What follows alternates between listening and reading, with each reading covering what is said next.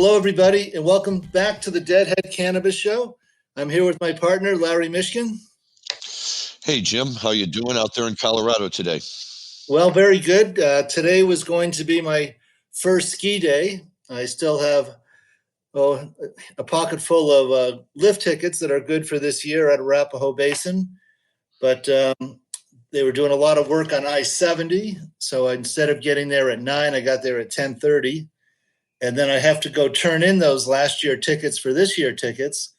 And they've reduced their staff so much that the lift ticket, just to buy a lift ticket at 10:30, 11 o'clock in the morning, was very long and not really moving. So I just went into the gift shop. I did a little Christmas shopping, and then I went to see my client on the way back down the hill from the Eisenhower Tunnel.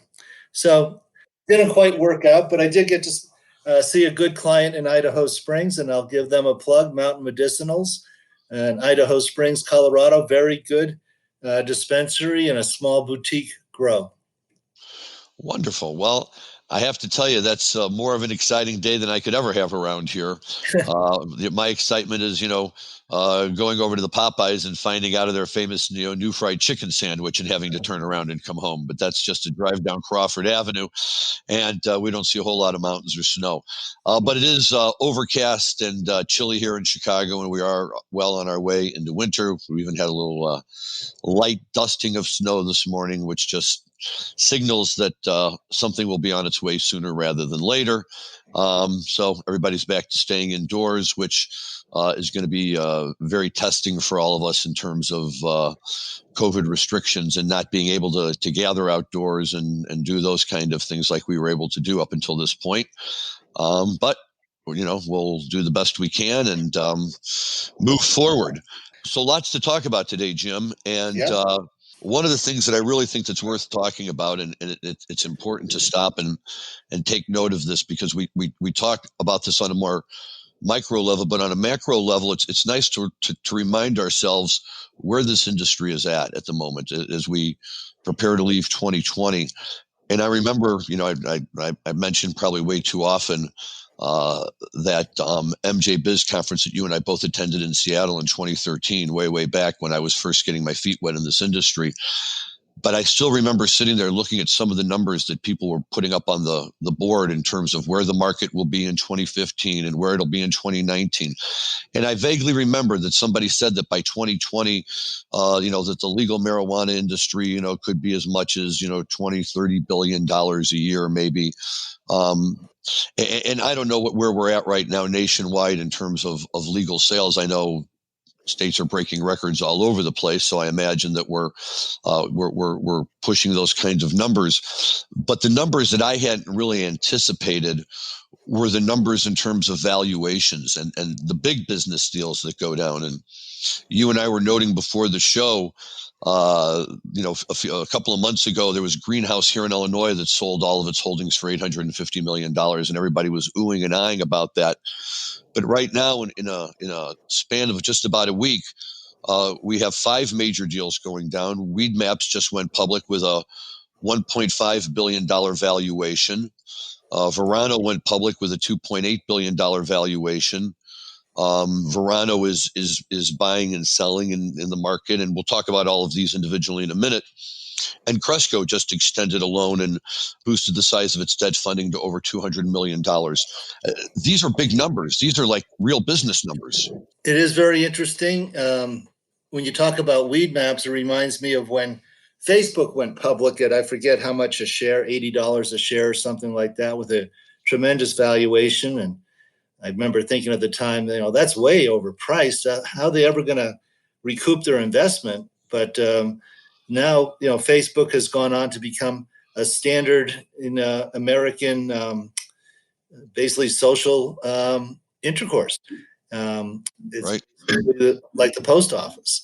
So, this Weedmaps deal at $1.5 billion could be a very good deal for the investors going forward if it turns out to be anything as successful as, a Facebook model. Right. And that's a very good point. But, I'm just still blown away by the fact that, we're talking about in essence, what's an app for people who are interested in finding marijuana stores, right? And $1.5 billion valuation. I mean, that's not insignificant. That's Wall Street Journal type of stuff. Yeah, and they, they derive their revenue from marijuana businesses that pay them. Some people who complain about weed maps is they will not send you to the closest dispensary to where your location is.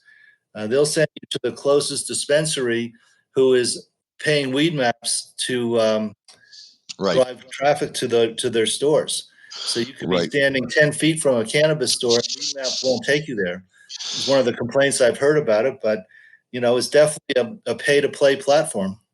Right, exactly, and it's I mean, it's taken off if it can garner that type of valuation.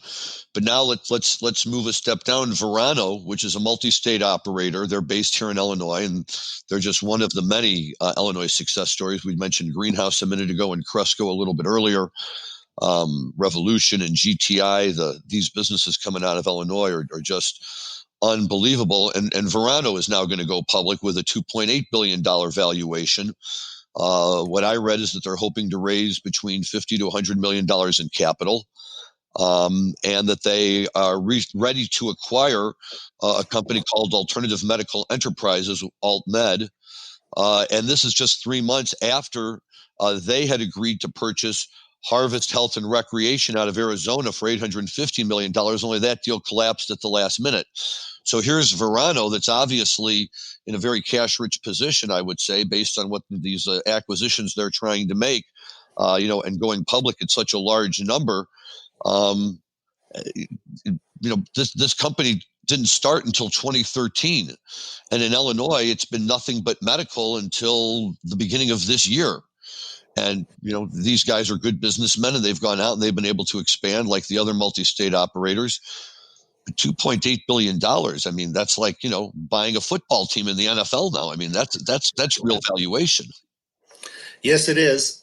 As you've heard me say many times, when you add the rapidly shrinking illicit market with the legal market, you get a $100 billion a year industry, which is about the same as beer.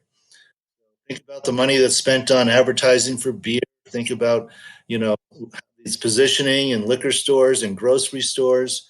So yes, cannabis, as I've been saying for a long time, is and will be a legitimate market the size of beer, in my opinion. $110 billion in sales per year.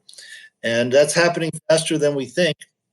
Even in my world, which is private equity, we do a little bit of work for the publicly traded cannabis companies, but most of our clients are privately held. And we're starting to see investment capital loosen up there since the election as well. It seemed like nobody wanted to invest in cannabis during the pandemic, even though cannabis sales were setting records nationally, as well as here in Colorado. Record sales here in Colorado, 2.2 billion for 2020. So yes, we're seeing a lot of activity and a lot of capital loosening up in the private markets as well as the traded companies. Well, and like we said, the next story down the line with Illinois roots is Cresco, which now has boosted up its debt funding to over $200 million. I love this because, when you're talking about debt funding at $200 million, some of the biggest complaints I get, from some of my obviously much smaller clients are, where can I find funding for my cannabis businesses? I just want to open up a dispensary. I just want to open up a cultivation center. I can't find anybody who's willing to invest with me, and then yet here we are, Cresco needs $200 million. Boom. Now they've proven themselves over time that they're a very successful business and all of that. But still, to imagine that we're sitting here, just having casual conversation about all these different companies all engaged in, $100 million plus deals, just speaks volumes about how this industry has really taken hold in the United States. And even though it's still not legal, can you imagine what kind of deals we'll be talking? In fact, right, these deals going public all have to be done on the Canadian exchange. Yeah, there are some players on the over-the-counter market here in the U.S., but they're definitely in the minority. And also, since the election, the price of the Canadian cannabis companies has continued to rise.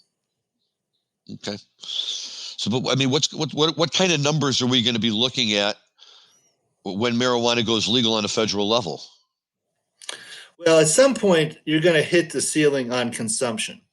Once again, comparing it to beer, beer sales in this country have been, no pun intended, flat for a dozen years. What's going on in there is the entrance of the craft brewers eating into the sales figures of the Budweisers, the Bud Lights, the Coors, and all that. Sure. At some point, only so many people smoke marijuana in the country. Some people smoke a lot. Some people, take 1 or 2 hits a week, or that's about it. So at some point, you are going to hit that $100 billion market cap on consumption, and then it'll be like the beer companies cannibalizing each other. But we've got a long way to go, and still, Budweiser is a very valuable company. They were bought, I forget the number that they were bought for by InBev a few years ago, but it was definitely in the billions. Oh no, it was probably close to $5 billion. I'm from St. Louis, and that was big news in St. Louis when they sold out to a foreign company and took ownership outside of the city. People were very upset to see them go. Yes, I remember that as well, having a lot of good friends in St. Louis, having toured the Budweiser plant there. Oh yes, they're a very hospitable hospitality room. Well, as one of my very smart business associates we were talking about this very subject, and I said, I compare it kind of to beer, and he said yes. He says, in my dispensary, I have ounces that sell for $75. This is Colorado prices now. Sure. That sell for $75. I have ounces that sell for $250. You go into a liquor store, you can buy a 6-pack of beer for $5, or you can buy a 6-pack of beer for $15. Right. So very, very similar. And I think this industry should pay attention to the liquor industry, beer and wine. I think there's a lot of similarities and a lot of things this very new to the legal markets anyway, industry can learn from some of our old companies that are around that have also sell intoxicating products. Right, and there's a little bit of cross ownership, I think, as well. Certainly, in Illinois, there is Ben Kovler, who's one of the big owners of GTI, is from a family that's been very involved, I think, with the Jim Beam distillery for a long, long time. His family had some ownership of that, so there is definitely some cross ownership of. And wasn't Seagram's getting involved as well? I thought that I read that Seagram's was trying to get invested in the industry. Yeah, you've got me on that one. So I don't know. At any rate, it's huge, and it's great to see, and there's going to be it's just going to continue to grow for a while, which is good for guys like you and me. It's great for our clients, and it's nice to see that the industry has really taken off, and that now the question is, can we get this fire up and blazing, but can we control it so it doesn't burn out of control? Well, it's good to see the investors coming back in. It reminds me of an episode of Emily in Paris I saw the other night. Yeah. So, such a good show. And the millennials, gotta love it, because Lily Collins is, I think, 32 years old, maybe 33. And so it's really about her generation and how they look at it.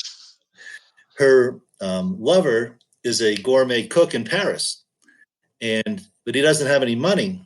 And so he's trying to get his restaurant open, but he doesn't have any money.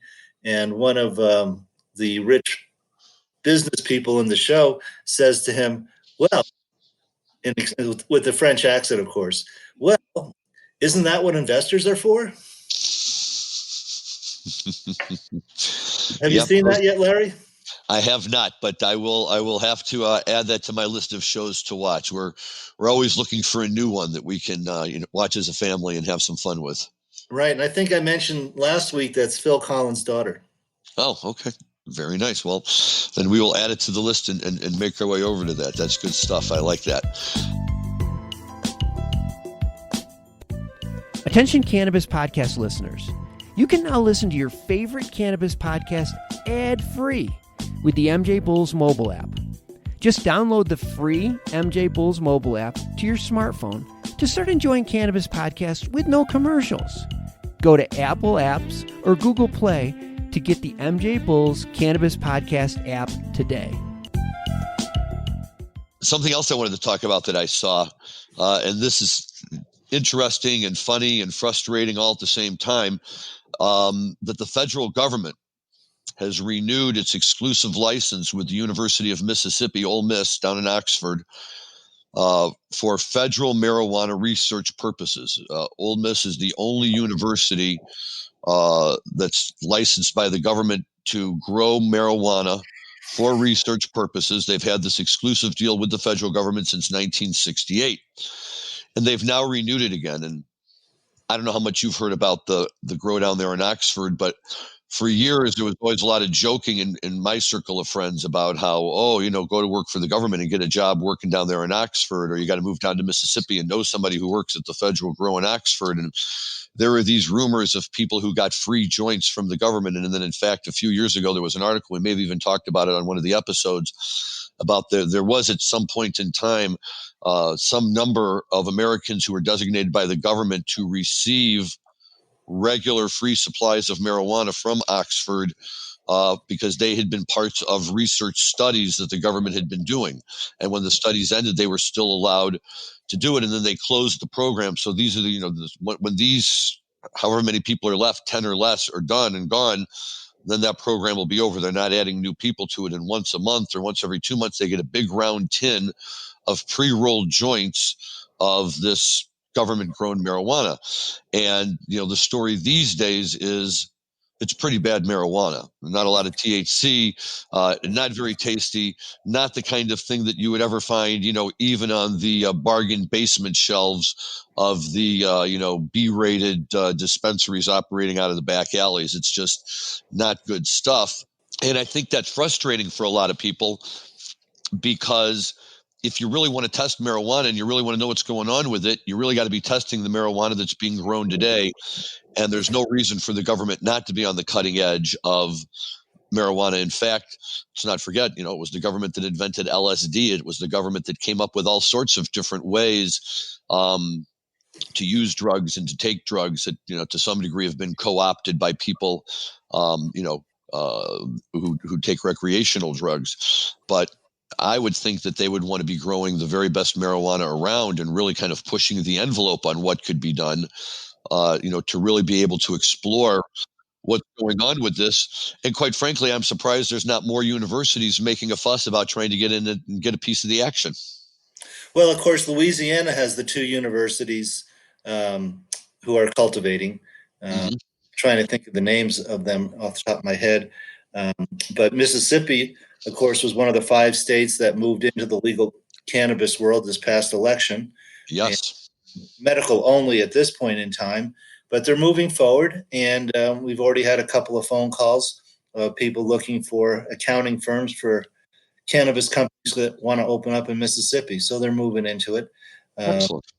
But Louisiana has a couple of cultivation programs, and God, I just wish the names of the universities will come to me here shortly. And I don't want to misspeak and say the wrong name, but Southern something is one of them. I'm trying to think of it, but anyway. Okay. So so across the country, north and south, east and west, it's on the rise. As rough of a year as 2020 has been, the COVID issues have really boosted sales for the legal cannabis industry. Yeah, it's been pretty amazing. And you and I have kicked around these numbers. The numbers out of Colorado are unbelievable. The numbers out of Illinois are very, very encouraging, if not extremely frustrating, because it just gives us a taste of how much more money we could be making if the state would get its act together and issue these licenses. And sorry, I just have to rant about that once a week because it's aggravating. Well, 2021, maybe we'll get banking. Yep. The Safe Banking Act is still kicking around out there. The MORE Act is kicking around out there. All of these acts. And, we'll know more after the first of the year. We'll see how the Senate is going to be controlled and whether that's going to make a difference in what acts get put forward and what acts don't. And And, I think that either way, Jim, it's just going to reach a point when you start talking about businesses, doing deals in the numbers that we're talking about here. Congress can't ignore that anymore. They have to sit up and take notice of the fact that this is a real business that's generating real numbers. And, they need to come up with laws that will be encouraging to this industry and not disruptive to it. Yes, and not just the government, but Wells Fargo and Chase. Yep. Visiting with a client the other day who had just lost their checking account again here in Colorado. The bank noticed that the marijuana name on the check and closed their account. So it's still very tough out there. No credit cards, no merchant services. You can use a debit card, and then they'll add $3.50 to your purchase by using a debit card. They'll round it up to the nearest $5 or $10 increment. So still a lot of challenges, but it seems like people were very concerned about the black market, or not the black market, I should say, the illicit market continuing, like in Colorado. And I said to the DA, one of the federal district attorneys, I said, why would there be an illicit market in Colorado when there's a dispensary on every corner? And he said, because they think they can come into Colorado and do whatever they want and then ship the product to the other states. So the issue, in my opinion, is not Colorado, but the other states coming on board, which is happening faster than anybody could have ever predicted. Right. Yeah, faster. It really is amazing to see the number of states and how quickly. Well, this is all good stuff. Let's turn to music for a few minutes, though. Yeah, we have about 10 minutes or so for this episode. Yeah, and be nice to go over a few things here. Generally speaking, not a whole lot going on. Last weekend, J-Rad did a birthday jam on the 18th, which was an all-day from 12 noon Central Time. They jammed all day. Unfortunately, I can't tell you about this show because we're actually taping the week before. But by the time you listen to this show, J-Rad will have performed, and I hope many of you will have had a chance to listen. I know I'll be listening to that. I love J-Rad and think that they're as good as any band out there, maybe even as good as Dead and Company in some respects. And they really put on a good show. So I'll certainly be looking forward to that. And Dan Humiston, our producer, was also kind enough to share with us that there's going to be a live stream on New Year's Eve featuring Bob Weir and Wolf Brothers. And they had toured last year and a little bit earlier this year. And I don't know if you saw them, Jim, or if you had a chance to catch that tour. But they'll be playing on New Year's Eve in a live stream as well. So that, it's nice to know that there's going to be an opportunity to pick up a little taste of Dead over the holidays. Yes, we'll definitely look forward to that and look forward to 2021. They started administering here in Colorado. They had it on the news. A gentleman, probably 60, 70 years old, up in Fort Collins, got the first COVID vaccine dose injected in Colorado. And nice. That's happening in Illinois as well. Yep. The doses are starting to show up, and everybody's trying to figure out who gets it and when and how that's going to work, and we'll see. But yeah, it is on its way here, and look, that's a remarkable achievement that people were able to pull together and come up with a workable, safe vaccine in such a relatively short period of time, and it'll be nice if it puts us all back in a position where we can start to socialize again and do things like pack ourselves into small buildings to listen to live music and that kind of stuff. Yes, that's actually where I was going with that. Is it'll be interesting to see how long it takes this vaccine to work its way through. Until we see a dramatic drop in deaths and hospitalizations and positive tests, because if there's going to be any shows and tours in 2021, right now is when they'd be signing contracts. Yep, exactly. The next 6 to 8 weeks are critical if there's going to be any summer music in 2021. You were talking about J-Rad. I was lucky enough to see him at Red Rocks a few times year, and For those uninitiated, JRAD stands for Joe Russo's Almost Dead. Thank you. Now we're at a crossroads with the vaccine and contracts for summer concerts. So we'll see how the next 60 days play out and if people start to feel confident enough to rent out venues again. Well, I can tell you this. There are some venues in Chicago. I have a neighbor who loves to go to some of the smaller venues and see some of the smaller acts and will reach out to us from time to time. And we were recently bemoaning the fact that there just hasn't been anything. And then lo and behold, today, he sends me over a text that says that Peter Rowan is looking to have a concert here on May 16th. And they're selling tickets for it. Peter Rowan for Deadheads had some fame playing in Olden and the Way, the country blues band that Jerry Garcia and some of the guys from New Riders of the Purple Sage played in for a while. And it's good music. It's fun music. Peter's a very enjoyable guy to see in concert.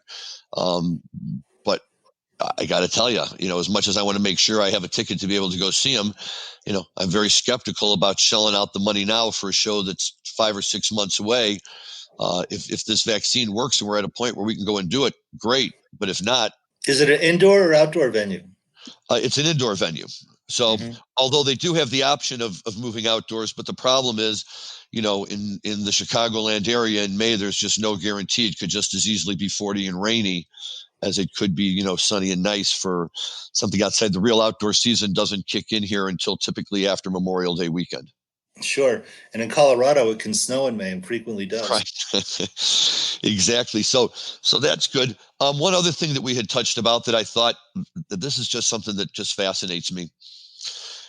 We all talk about the Dead and how productive they are as a band and all of this stuff. And, we've touched from time to time on the songs and the sources of the songs that they play. And they are prolific songwriters. And we've talked about Jerry and Bobby and Robert Hunter and John Perry Barlow. I mean, these guys were just unbelievable. But yet peppered throughout all of the Dead's concerts over the years were any number of different cover tunes. And there were some bands they covered a lot, and some bands they covered a little. But Dan Humiston, again, found a great article for us the other day that I was reading through that was an interview with Dave Nelson of New Riders in the Purple Sage fame, Jerry, who played a lot of times with them, and sometimes they would open for the Dead as part of a long evening of music. And he told a story about what happened the first time he ever heard the Beatles, not in concert, but just heard their music back in the early 1960s. And he and Garcia were hanging out in the Bay Area in San Francisco. And Garcia called him up and said he was going down to a certain record store where they would spin the newest music. And so Dave Nelson says, I went down there and I met him, and the group they were playing was the Beatles.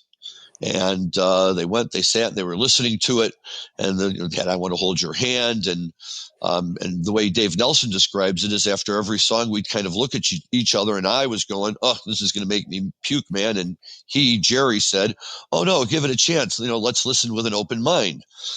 And after each song, they were like, yeah, it's pretty good. Good harmony, like a little bit of bluegrass. We finished the album. We both looked at each other and said, okay, what's the verdict? What do you think? And we both gave it the iffy sign, not the okay sign. It was iffy.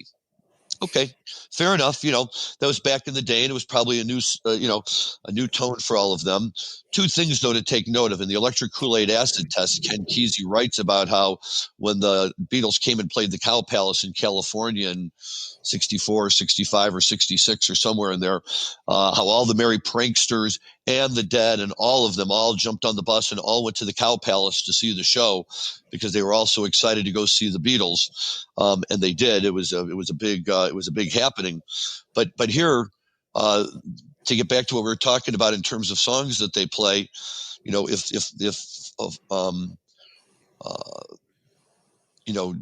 playing somebody else's music is the greatest way that you can honor them.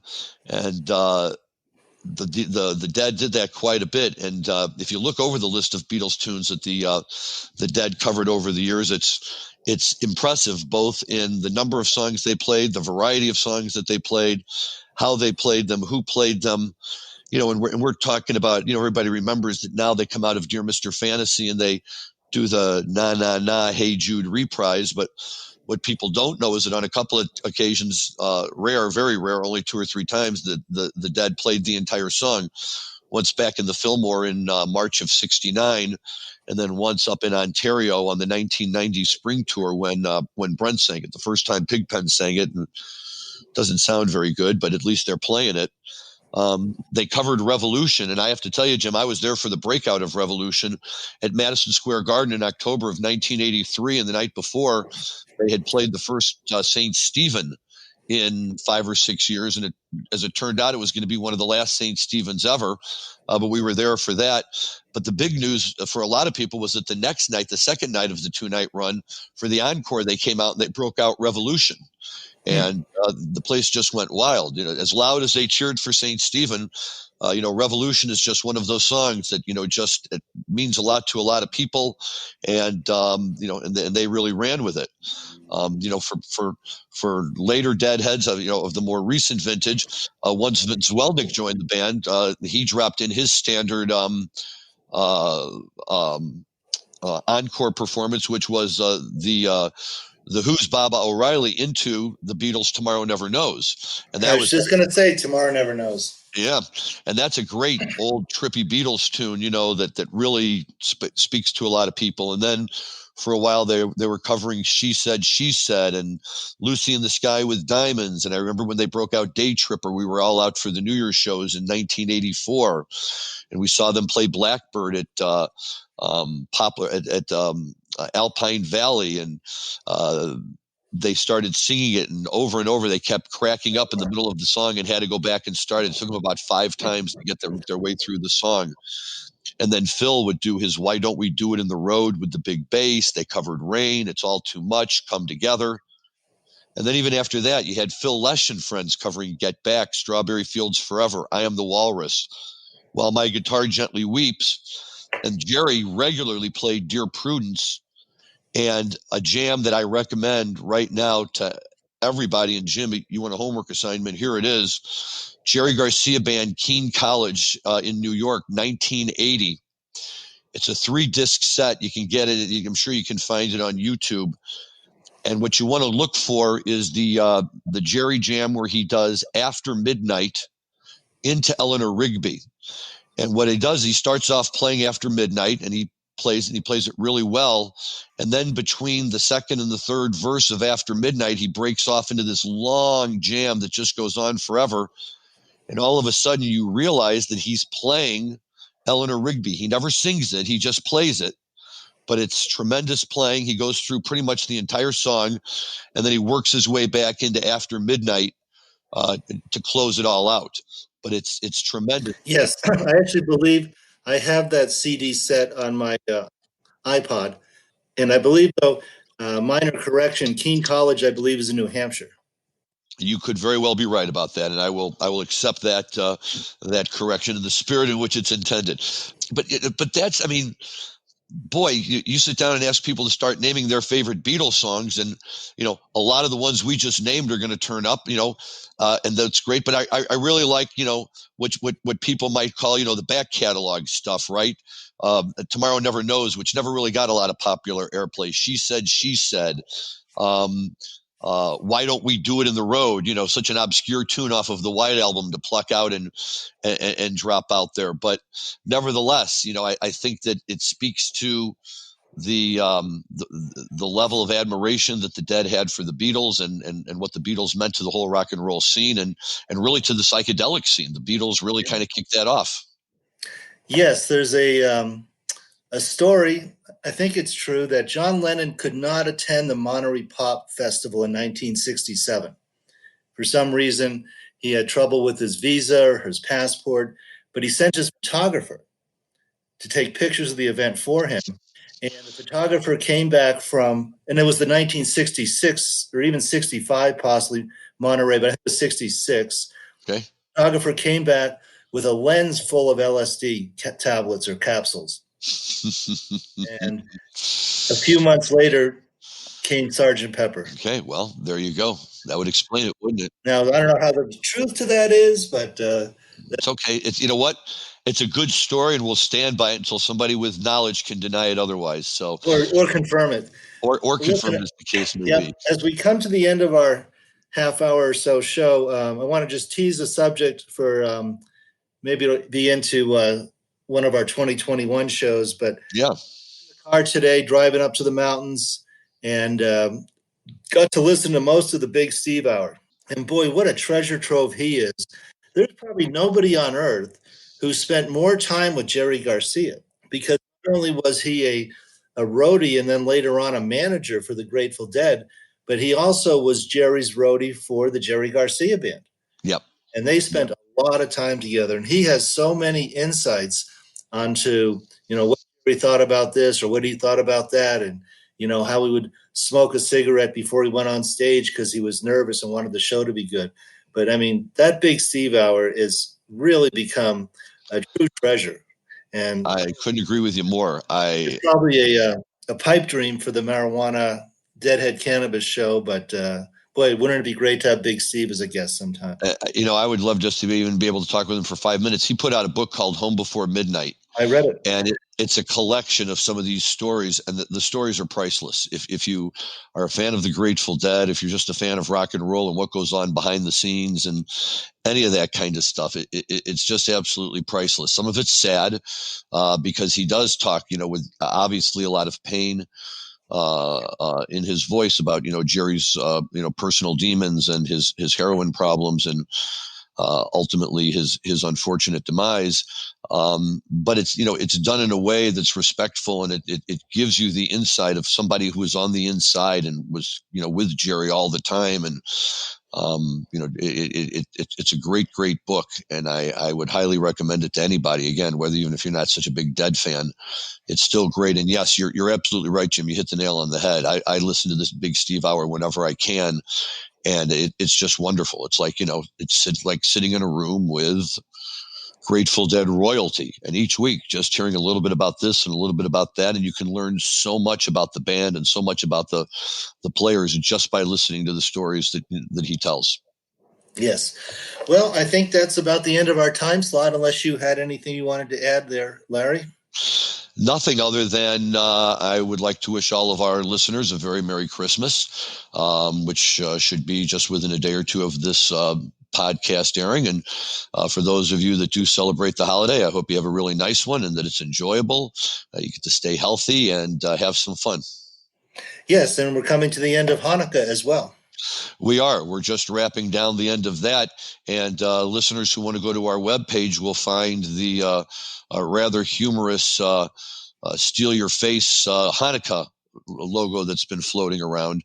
And I got it and was able to share it with Dan, and I believe he was going to post it for us. But I found that to be rather humorous. But yes, we're winding down. We have tonight and tomorrow night, and then Hanukkah is all over. And then we all turn our attention to Christmas. And one of my favorite holidays, New Year's. New Year's is always a good one, especially if you're a Dead or a Fish or any kind of a live music fan. Like we said, this year obviously won't be the same, but the beauty is there's so many Fish and Dead New Year's shows out there that you can just go back and throw a dart at one, and whichever one you hit, you can pull out and listen to it. It'll be amazing and fun to do for New Year's Eve. Yes, sir. All right. So to all our fans out there in Deadhead, Grateful Dead and Deadhead land, this is Jim Marty saying Merry Christmas and Happy New Year as we wind up 2020. Larry, you can sign us off, please. Thank you so much. Great to speak with you as always. I hope you get your skiing in very soon, and the weather and the traffic and the lift lines cooperate with you, which I know is a big part of the battle out there. I will say also good night and goodbye to all of our listeners for this episode. As always, we appreciate you taking the time to listen to us. We will look forward to having you back again next time. Again, Merry Christmas to those who celebrate. Stay healthy during the holiday season. Listen to a lot of Grateful Dead and enjoy your marijuana responsibly.